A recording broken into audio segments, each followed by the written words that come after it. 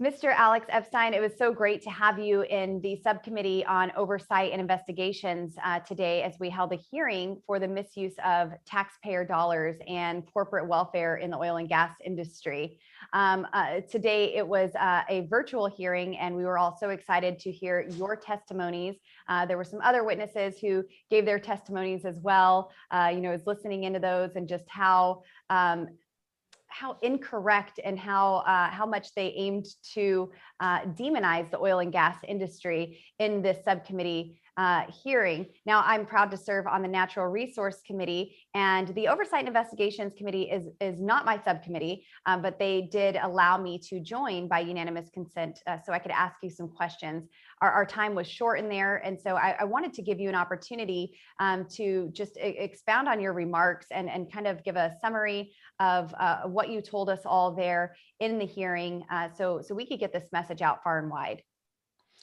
Yeah, so thank you so much for coming. It was really great that I got a lot of friendly questions. I was actually hoping for many more unfriendly questions. I think one thing people might be interested in is just sort of the history of this hearing, because it was originally initiated by Representative Katie Porter, who actually represents the district right next to me in Orange County. And it had a very public call out of the CEOs, I believe, of Devon Energy, ExxonMobil, and I forget EOG Resources. And so it really came across as this is pitched to have a gotcha moment. Representative Porter, if you look at her Twitter, has numerous kind of gotcha videos. And so I didn't at all blame the executives for not coming. I probably wouldn't have come if I were them, but I was very eager to come because I would love her to try a gotcha moment with me. Barbara Boxer tried that several years ago, didn't go her way. But so interestingly, I gave my testimony, and I'll talk about that in a second. She did not have any questions or comments for me. She was super polite the whole time. I don't think that would have been the case had I been an executive. Just one thing to say about the testimony here and what was going on. The premise of this was we're really concerned that we're not getting enough royalty rates from oil and gas, or this tax break or that tax break, acting as if the whole administration and Congress isn't dead set on eliminating the oil and gas industry. If you look at something like federal leases, people are talking about, oh, we need 18.75%, not 12.5%. The real rate they want is 0%, because 0% is what you get when you ban something. So they're acting as if there's not this war on American oil and gas, American coal. And so what I wanted to do was bring the full context. I wanted to say, hey, look, this is the big picture. We're opposing this industry. We're treating it like it's a destroyer. And actually, this is an incredibly life-giving industry in the US and around the world. And I wanted to set that as the context for this. And our focus should be not on how do we cut the industry even more, but how do we liberate it? Interestingly, the kind of opposition people, none of them dealt with that argument at all. The closest anyone came to dealing with me was, I think his name is Representative Huffman from Northern California, where I actually used to live. And so he was very hard on, well, he made up some claim about like, I'm funded by the Koch brothers, like made up something about that. I think it's because an organization I worked for 11 years ago once got 5% of 1 year's budget from them. This supposedly governs my life. Now, which, by the way, I love the Koch brothers. I would be proud to get money from them. I don't happen to have a financial relationship with them, certainly not right now. But yeah, this whole thing, he had nothing to say. He just called me a hipster, and he criticized me for not having a jacket, which, by the way, that was an accident. I had my jacket next to me and I just forgot. But then once he insulted me, I figured I can't put it on now. So anyway, that was the whole context for the thing. And I was really happy to get a lot of questions from some of the friendly representatives, including you. So thanks for taking the time to ask me some follow-ups. Absolutely. And, it's interesting that in a committee hearing with Representatives Katie Porter and Jared Huffman, you would be criticized by not wearing a jacket, because I recall Katie Porter coming into a meeting wearing a Catwoman costume.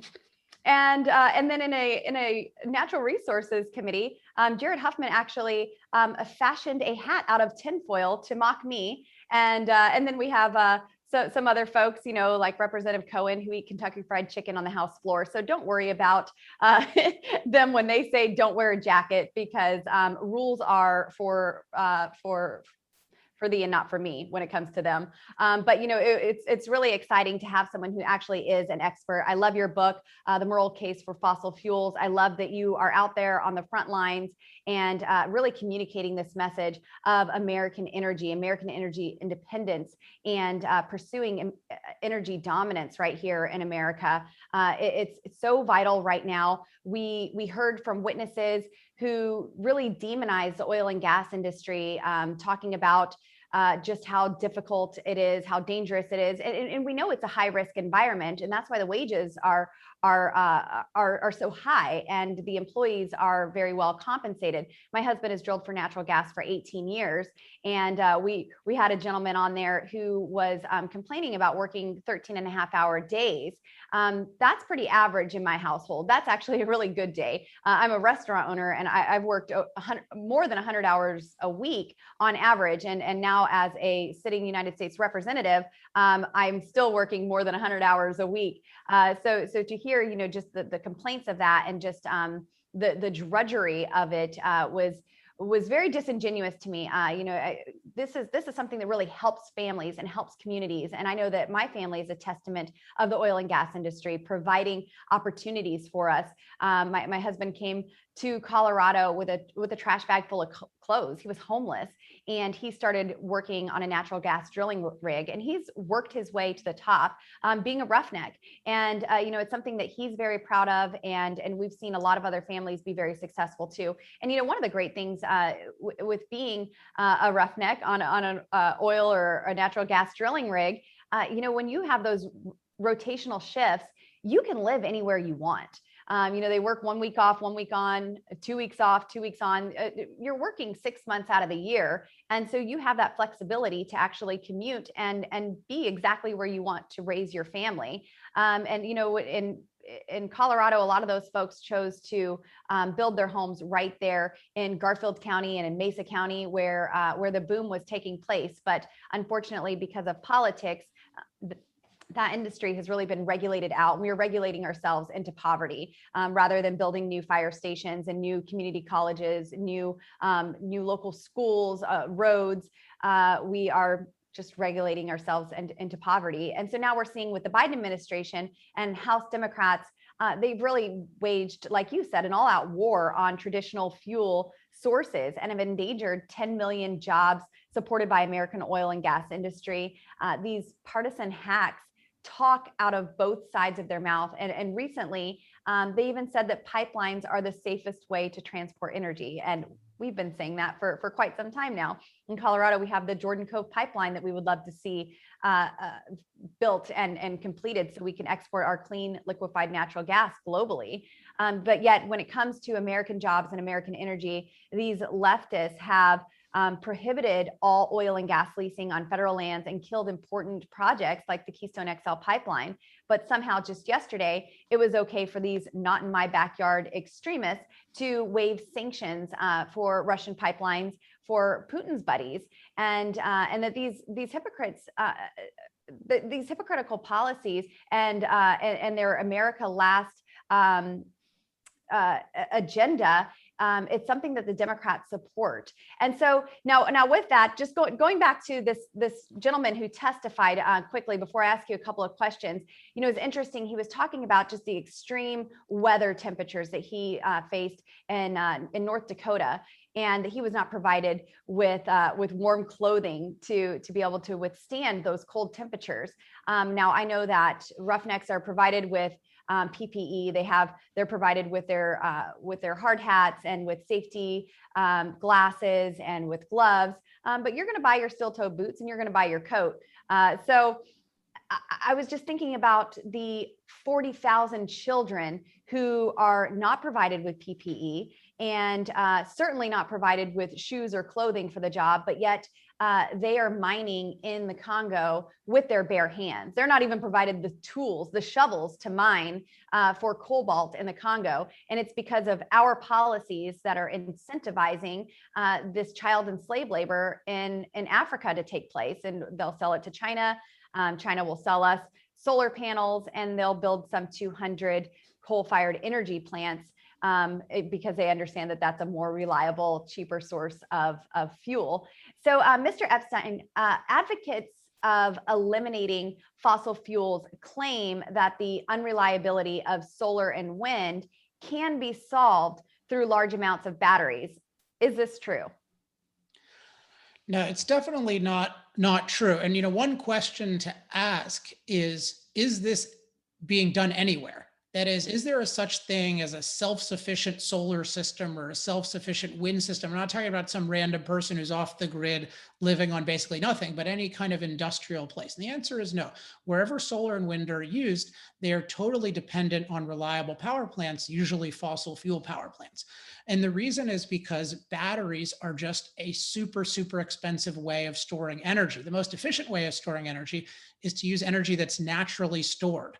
Oil is naturally stored energy. Coal is naturally stored. Natural gas is naturally stored. Nuclear is. Even hydro is. Nature brings the water up to the top of the river. And if you're trying to have something where we get unreliable energy from the sun and the wind, and then you need to store days worth of it to somehow deploy, this is just a total fantasy that has no basis in reality. I recently I posted online because Elon Musk had said, oh, all you need to power the whole world is just solar panels and some batteries. And so I ran the numbers on that. And for 3 days of batteries, which you'd want at least that given, weather variations around the world, but for 3 days of the world's batteries to support all the world's energy use today, you'd need $400 trillion worth of batteries. And of course, you can only make those with fossil fuels, right? They'd be a lot more expensive if you, so it's just, this is a total, I'd call it a fantasy, but this fantasy is being used to oppress us. We're being told, oh, you don't need to worry about shutting down a pipeline or making drilling illegal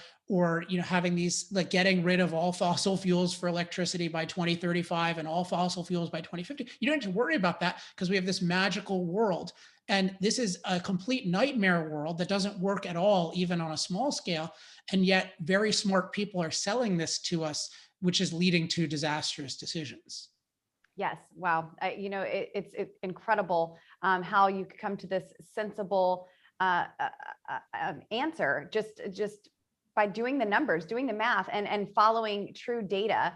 So thank you for putting in that effort to actually provide that information. And the Biden regime, they claim that these green jobs will easily replace any oil and gas jobs that are lost. Now, I want to say I've visited some coal-fired energy plants in my district in Colorado, and I've asked, how many people are on staff, and there were some 500 employees while they're mining for coal and they're operating the coal-fired energy plant, but they're moving towards solar panels. And I said, how many employees will you have once that transition is complete? And the answer was less than 10. And they'll need nearly 10,000 square acres to fill solar panels. And it's a massive land grab that they'll need federal land to store these solar panels, and their employees will drop from nearly 500 to less than 10. So with Biden saying, the green jobs will easily replace any oil and gas jobs that are lost, is this true? I mean, it reminds me of, the John Kerry statement where he was talking about, I think, the people fired from Keystone XL or somewhere else. And he said, oh, those people can get jobs making solar panels.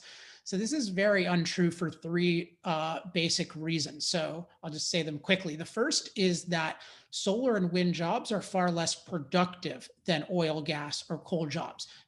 Today's government acts like the way jobs work is the government just decides randomly to give certain amounts of money to certain jobs. But no, the reason jobs pay is because they produce a certain amount. And in general, the more value a job produces, the more value the person with the job gets. Just like you're running a restaurant, right? The more value you produce, the more money you can get. And you take an oil and gas extraction job, that generates an average of $2 million of value per worker. That is a huge amount of value. That's a big part of the reason why it can be a very high paying profession. With solar and wind, what are you doing? You're generating unreliable electricity that's totally a parasite on reliable electricity. Of course, that's not going to pay as well. So it's not as productive. The second thing is the process for producing solar and wind is overwhelmingly taking place in China. Whereas, with US oil and gas, we have deposits here, we have the expertise of how to get them, et cetera, et cetera. You look at what goes into solar panels and wind turbines. Well, the reason why there are going to be so few people at that installation is not that solar and wind takes very few jobs. It actually takes way more jobs than oil and gas because it's way less productive. But those jobs are mining jobs in China and other parts of the world, processing jobs, and then manufacturing jobs. And you just want to, like, a good point of comparison I mentioned also in the hearing is Elon Musk's, wild success, being very sarcastic, in Buffalo. His rooftop Tesla solar panel thing, like, they got $1 billion in tax breaks and subsidies, plus they got a government preferred electricity price that just ends up punishing everyone else and giving them high prices. And it was to create jobs that ended up costing something like $650,000 or $700,000 a person. And last time I checked, they hadn't even created that many jobs. So this is welfare work. This is totally unsustainable. It doesn't work. The key to jobs is to have a free economy where we can do productive things, including with resources that are in America. And then the final thing, and this is the most important thing, is that green jobs actually ruin every job, because green jobs are part of a setup where we're outlawing low-cost reliable energy and we're mandating high-cost unreliable energy. When you have high-cost unreliable energy, that doesn't just put fossil fuel workers out of business, it puts workers in every industry that depends on low-cost reliable energy, which is every industry. So you look in places like Australia and Europe, you see different businesses fleeing because of the rising energy costs, and that's going to get worse and worse. So this green jobs thing is actually a green joblessness policy. Wow, that's a great way to put it. And really, it is a work to welfare program that the government is putting forward. So now, Mr. Epstein, what are the consequences of anti-oil and gas policies on working families? I mean, you know this as well as I do. I mean, what are the consequences of you have productive work that creates a lot of value in the world? You've devoted your life to learning those specific skills. And it's not that you got out competed by something better, which I'm all in favor of under capitalism. It's that you got prohibited from doing it in the name of something worse that doesn't even work, like this mostly solar and wind system. I mean, that is totally devastating, obviously financially, to the families. It's totally unjust. I think that's the main thing. It's totally unjust to somebody who's really productive to, again, not outcompete them, but forcibly drive them out of work. And what does it do to their ability to support their family? And I really like the point you made about work to welfare. What does it mean when you can no longer do a job that you take pride in? That's devastating. I've done a lot of work with the coal industry, and it's so devastating to see what happens to different kinds of families. I don't think it's an accident that you have a lot of opioid abuse that's happened in certain former mining communities. And I just want to stress, I'm not against people losing jobs if they get out competed. I am against people losing jobs if they're outlawed by the government in favor of things that are worse. Yes, absolutely. And what can America learn from countries like Germany, Denmark, and others that have adopted high percentages of wind and solar energy? Yeah, we can learn a lot. Unfortunately, Representative Huffman was, while he was insulting me, he was very highly praising the wonderful experiences in Europe of supposedly cost-effective energy. Well, my main researcher lives in Germany, and that's certainly not his experience in the data or in reality. Germany has some of the highest electricity prices in the world, in the civilized world. Why is that? Because they're progressively restricting fossil fuel use. They're outlawing nuclear, and they're mandating wind and solar. So they're just over a third wind and solar for electricity. They're actually using huge amounts of burning wood for electricity, which I don't think Huffman knows about or most people know about. But their electricity prices have gone up by a factor of 2 in the last 20 years, and they're 3 times higher than ours in the US. And ours in the US are way higher than they should be because of wind and solar.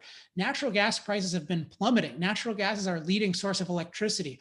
Why haven't electricity prices gone down? It's because we've added all of these wasteful solar panels, wind turbines, and power lines, these huge power lines for them that don't do any good because you still need the reliable power plants. So the solar and wind, this is the point I tried to stress in my testimony and in my written testimony in particular, which people can see at energytalkingpoints.com.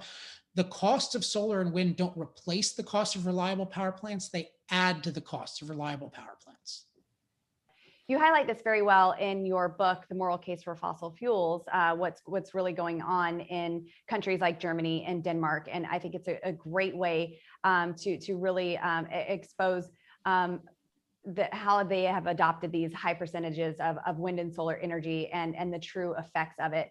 Now, in your written testimony, you stated a comprehensive analysis of federal subsidies per unit of electricity generated from 2019 to 2010 found that solar got 211 times more subsidies than natural gas, and wind got 48 times more subsidies than natural gas. Now, I think that this is extremely important because so many people believe that the fossil fuel industry is extremely subsidized and heavily subsidized, and that the green new energy schemes don't even compare in subsidies. So if you wouldn't mind breaking that down for us, I think that would be very beneficial. Yeah, one fact that should make us very suspicious of any claims that fossil fuels succeed because of subsidies is that fossil fuels are globally dominant. It's not just that they're dominant in Saudi Arabia or Iran or something like that. They're dominant even in places like Japan that have no reserves and no incentive to use them whatsoever. And so this indicates there's something uniquely cost effective about fossil fuels. If you look at the subsidies, I mean, this is just the beginning of the story because oil and gas and coal are punished in many ways and solar and wind are rewarded in many ways. But one of the more obvious is subsidies. So what will happen is they'll sometimes say, oh, solar and wind get less in subsidies than fossil fuels. They at least used to say this. Now, how could they possibly say this? It's because they take all the subsidies of solar and wind and they compare them to all the subsidies of fossil fuels. But fossil fuels generate way more energy. So what you have to look at is the per unit subsidies. And if you look at the per unit subsidies, you get the kind of statistics that I shared. It's always dozens of times more subsidies for solar and wind. I mean, if you don't take the per unit subsidies, it's like if I said, hey, you know what, Representative Boebert, I just discovered that in fact, Nordstrom is cheaper than Walmart because Nordstrom has less revenue than Walmart. But you're like, no, the item of clothing at Walmart is cheaper. So it's just it's a total fallacy. And there's many more things. So just one I would like to highlight. Well, first of all, there's mandates. So they're saying no matter what it costs, you have to use it. And one that I've really highlighted in light of the disaster in Texas is this crazy policy where grids pay the same amount or sometimes more for unreliable electricity as reliable electricity. I mean, this is crazy. You know, you've run a restaurant. Imagine that there's somebody who comes in every day for 5 years without fail. And then there's somebody who comes in a third of the time and you don't know when they're going to show up and you pay them the same wage. It makes no sense. That's not the same service. So unreliable electricity is not a valuable service in most cases.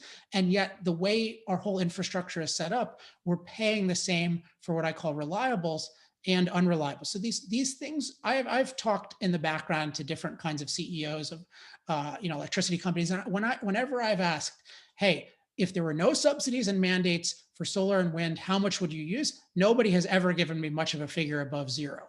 Right. Yes. That's great. House Democrats, we know that they want to eliminate fossil fuel subsidies, but want to extend these wind and solar subsidies for another 10 years. They weren't supposed to last as long as they have, and now they want to extend them even further. This is after they were already extended for nearly a decade longer than the renewable industry initially requested. And so I think this is the direction we're going here. But Mr. Epstein is picking winners and losers and spending hundreds of billions of dollars propping up renewables, a winning energy strategy for America.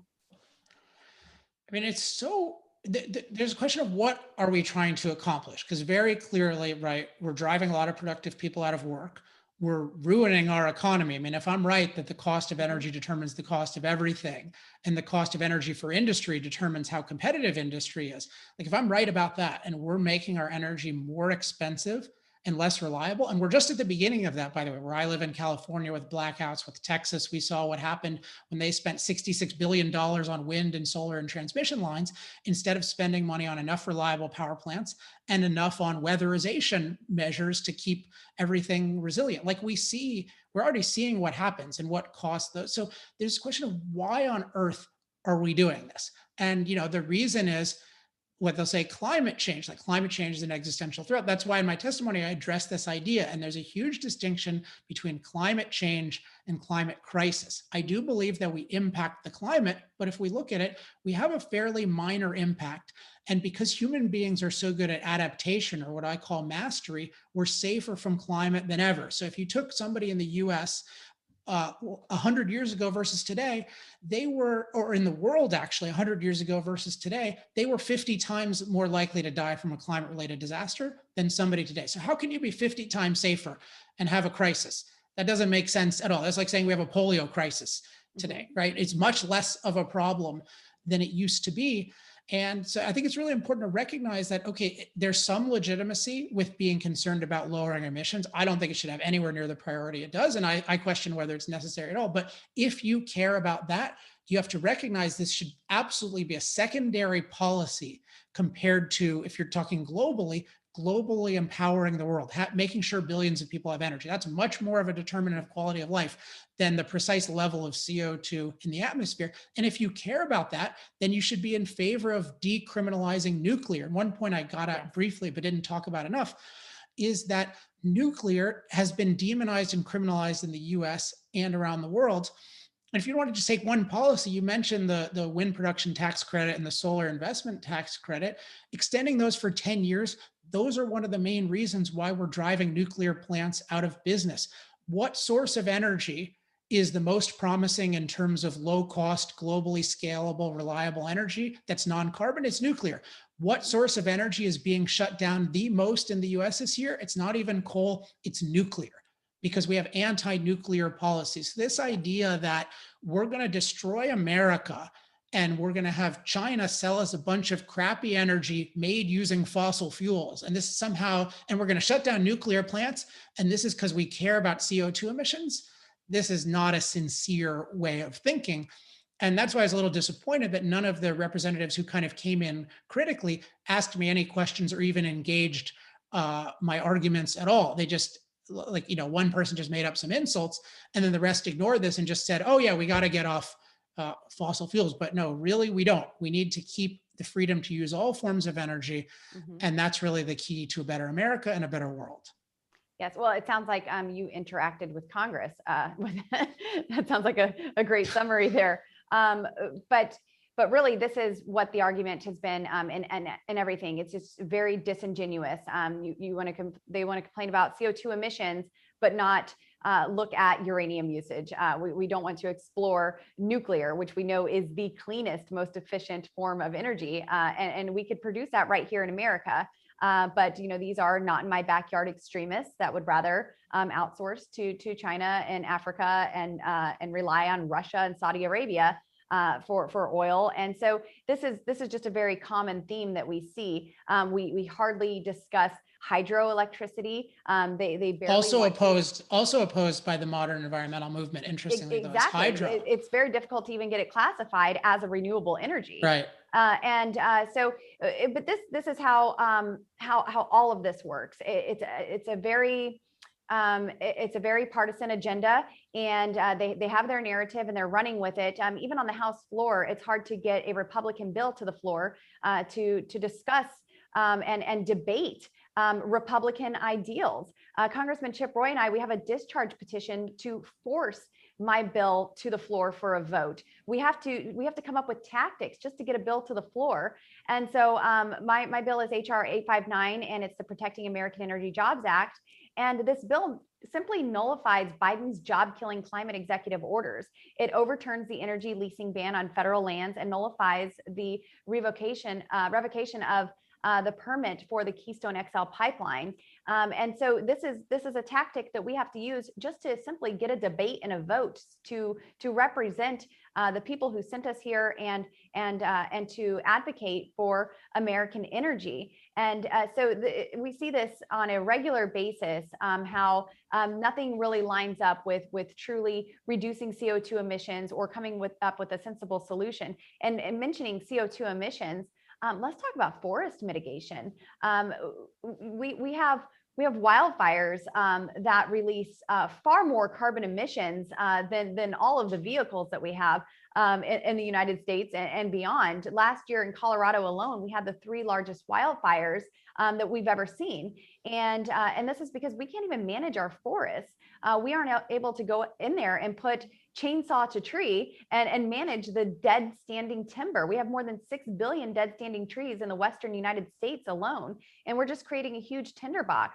And since Democrats won't allow us to manage our forests, well, Mother Nature is going to manage it for us and do so with wildfires. And so the CO2 emissions that are released from just that, that should be a priority if that's what we're truly concerned with. Well, the people being killed by, I mean, it's crazy. I totally agree. That's a huge issue. And I mentioned, like, I think this is literally true.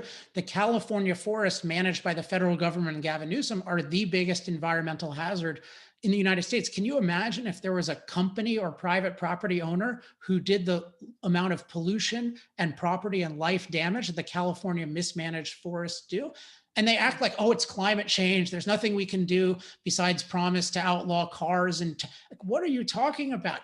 We know how to manage forests. You clear debris, you do logging, you build barriers. We're human beings. We know how to prevent out of control wildfires. And yet they're making us more primitive in our wildfire management than primitive people were 200, 300 years ago, because they know full well, at least you got to do a controlled burn. You can't just let everything accumulate forever and then blame it on climate change or drought. Like California, we've had 200-year-long droughts in the past. What, we're just going to hope that magically, if we use a bunch of Chinese solar panels and wind turbines, nature is going to be nice to us, and then we don't have to worry about wildfires? I mean, this is why this guy should definitely be recalled, and I hope there's somebody good to replace him. I just ranting because I'm from California. Yes, no, I hope you get someone good to replace him as well. I recently heard comments from the energy secretary as well, with the fuel shortage that we're seeing after one of the pipelines was hacked. And then, of course, just all of the rising prices and all of this, and just that disastrous week we had with just long lines at the fuel pump. She said, you wouldn't be experiencing these issues if you had an electric car. You wouldn't be affected by the gas shortage if you just had an electric car. But these folks fail to address where the energy comes to actually charge those electric cars. There's stickers on a lot of the appliances that we buy, and they say, if you purchase this item on this date, this is how much energy you will save over the course of this item's lifespan. Well, what they fail to mention is the energy it took to create that item before you purchased it. And so all of this is just incomplete data for a party that says that they believe in science and follow science. Their actions don't really line up to that. Yeah, I mean, the way I think of it, so my background is in philosophy. So I think of it as really what is believed in as a primitive religion. And the core of the religion is that it's bad for human beings to impact nature. That's really what is called environmentalism today is really an anti-human impact movement. And it basically says anything human beings do to the planet is immoral and it's inevitably self-destructive. The planet was perfect without us. And so anything we do, Mother Nature is going to ruin us. And so anything bad that happens, like if somebody dies from a storm or a wildfire goes out of control, they're like, oh, it was our fault. We should do even less. And it's just a totally bizarre view. I mean, it was understandable people had this view of the world thousands of years ago when they didn't understand science. But once you understand science and technology and industry, you realize that human beings can master nature. That's what we have minds and we have energy and we have machines and we can make life better. But to do that, we need low cost, reliable energy, and billions of people need it. The people who have it need to keep it, and the people who don't have it need it. And I really wanted to just drill home today that we're in an energy starved world. We need more energy. We need fossil fuels to get it. And nobody's paying any attention to this because they're obsessed with, X number of molecules of CO2 in the atmosphere. And that's not a scientific or pro-human obsession. That's a primitive religious and anti-human obsession. Yes, that's a great point. Well, Mr. Epstein, I want to say thank you so much. And I absolutely love your book. I hope more people read your book, The Moral Case for Fossil Fuels. Visit your website, energytalkingpoints.com, right? Do I have that right? Because usually I just great. Thank you. And thank you for mentioning it in Congress today. That was great. Yes, absolutely. Thank you so much for coming into our subcommittee hearing on oversight and investigations, and just imparting your wisdom and showing these folks what real common sense is, and that we actually can accomplish energy dominance right here in America, and do so in just a really whole and complete way, and take care of the earth while we're doing it. So thank you so much. I appreciate you, and I hope to do this again soon.